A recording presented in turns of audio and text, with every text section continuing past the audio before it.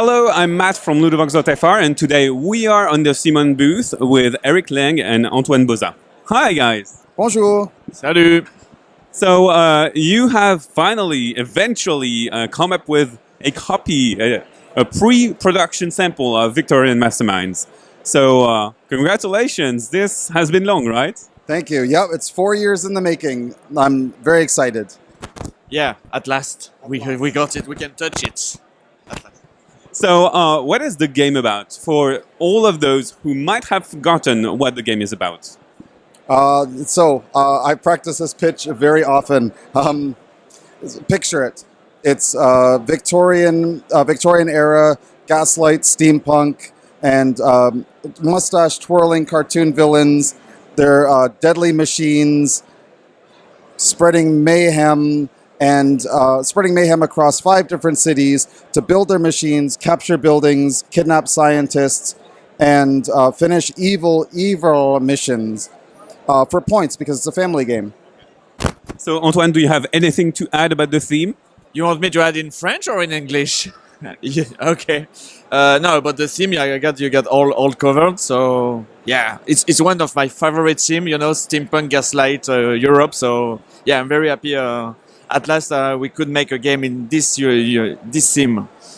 What about the mechanics then? I see those poker chips here, which have a cog shape. So the game is played 2 to 4 players, and each get the same 5 tokens, which are your minions, we can say. The agents. Yeah. Agents. My English is not so good.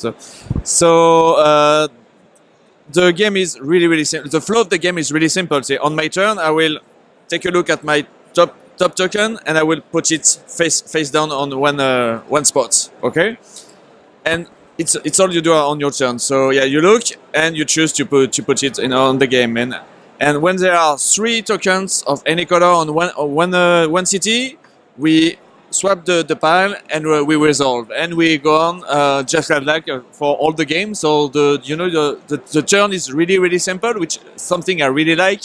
You have one thing to do with choices, but just one thing to do. So you just do this very simple turn until the end of the game. So when we resolve the tokens, what happens? So that's where the complexity of the game is, right? So for example, I mean if these 3, each player has the same 5 agents, each with their special power. You're going to do 2 things with each agent. You are going to steal the resource of that city, as well as use your special power. So, for example, if I'm over here in London, I know I'm going to be stealing a part in order to finish my machine, no matter what your ability. In addition, so this guy, this is the gunner. He will do that like all agents do, but in addition, the gunner will try to destroy a building. Capture a building in that space, only if you have enough firepower. And the game is interesting like that. Everything is tied together. You need firepower in order to destroy buildings. You need parts to finish your machine. Your machine gives you firepower. You can get pieces of the codex to put into your library to give you points and also unlock your superpower of choosing your agent instead of getting it randomly. So there's a chain of complexity that comes just from that very simple mechanic. So what was the idea behind Victorian Masterminds? Was it the theme at the beginning, or was it the mechanic of the tokens? Absolutely the theme, yeah.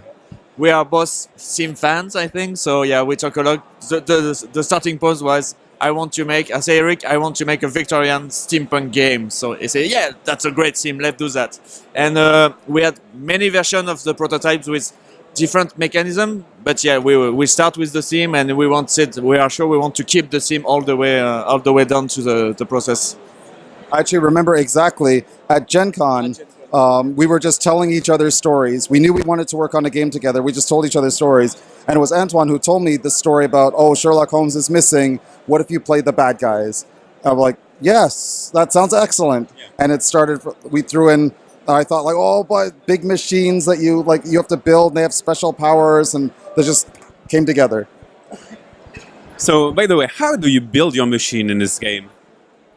So there are two kind of resources. There are I don't know the word in English, so it's parts, using parts, and cogs.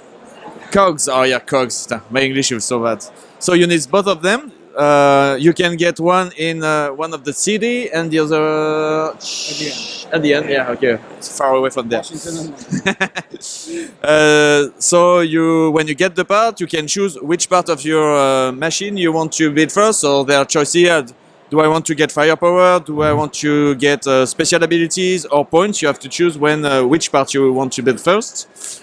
And as you can guess, there is also bonus points if you manage to complete your machine first.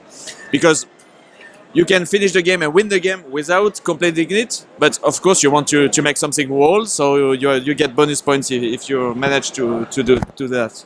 And so one cool thing is when you finish all the parts of your machine, you then get the secret part. You actually get to take this little puzzle piece and finish your blueprint. And now you have that power. So as you complete it, you will finish out your blueprint. You'll have this cool piece of art that you're finishing, but you also get to continue your power. So in this one, from now on, you will get 2 points for the Da Vinci Codex instead of 1 whenever you pick it up. Every machine has the same general powers, but they all have also unique powers that are only their own. That's what I was noticing. Some of the powers are a bit asymmetrical. Can you talk about the coolest power of the machines? We will have a different answer, I think. So I personally like, please tell me he's here. He's not here. He's not pictured. I like the steam mole because his power, so every machine has a unique power when the engineer comes up. The steam mole lets you place your topmost agent under one other agent on the board, right? He's a steam mole. He's coming in and he's bubbling up. I love that. I love the feel of that. And for example, the tarantula allow you to destroy more buildings than usual. So yeah, I'm kind of, let's destroy, capture. Capture. Oh, sorry, capture things. Sorry. Evil. You're evil, but not, not violent. We're family game evil. Yeah. So when is it going to be released? I think Q1 2019, right? In English, it will be Q1 2019. I can't say exactly when because it is what it is. But we have many language partners that will be coming on after, hopefully a few months afterward. What about French? I don't know. That's my fault. I'm the publisher, but I can't tell you yet until... I won't tell you until I have a very strong actual number. I understand. Don't worry. So then, do you have stories of what's the best development story about the game? Did you come up with a specific thing that some other mechanic destroyed, or I don't know?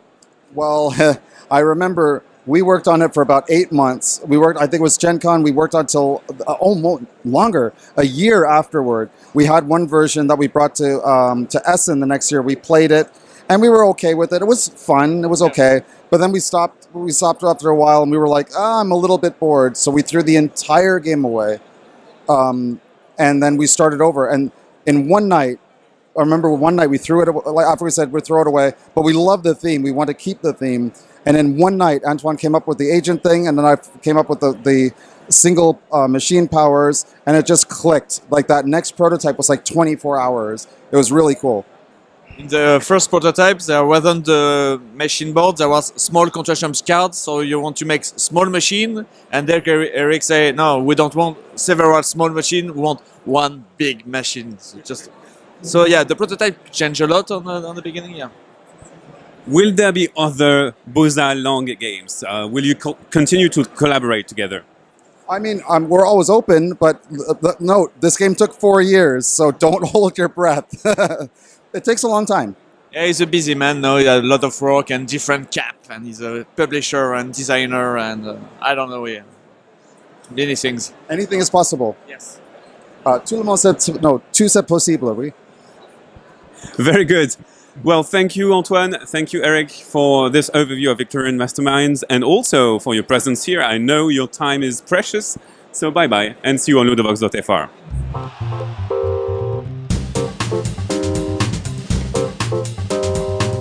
Are you ready? No. No, you're not ready? Nope. Okay. Yes.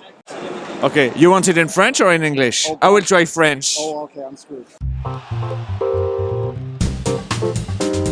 Garfield. Yeah? I will love say... you. Oh, yes. Vlada, I love you. I love you like a brother, but Richard Garfield. I will go with Vatil, so we get no problem with boss. Okay. Oh, that's not fair. I guess cards. Yeah, it's a tough question. I'll go with dice. I love dice. Because they make sounds. Cards don't make sounds. I love sounds in the game. And I made Dice Masters too, so Oh. I love you guys, but it's cards. Chaos. That was a very straight answer. Okay. I don't know. I like both, but Yeah. Chaos is more fun. Yeah, I like that. So I go with Chaos too. I use green, and I don't remember why. I just always do. I'm so used to green that if somebody else plays it, I will move their piece because it's so part of my DNA. And I don't know why. And I usually play yellow or black. And like you, I can... I don't know. Just a hold habit, I mean. No Designers reason. Don't know anything. See? Oh my God. That's a tough one. Oh my God, I'm in Germany too. Sorry, Germany.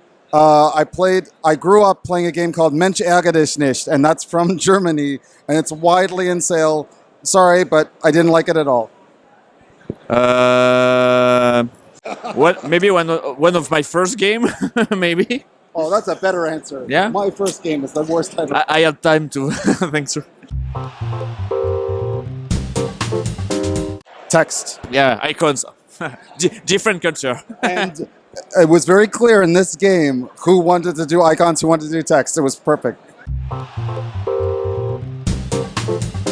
That's a tough question too. Wow. I mean, me personally, I like game stores because that's where I go to play, and I like to support them. Game store because I just want to buy a game and play it right now and not in 1 year or 2 years or. But it's a wrong example because it's local store, but we wait a long time to play it. That's a true fact.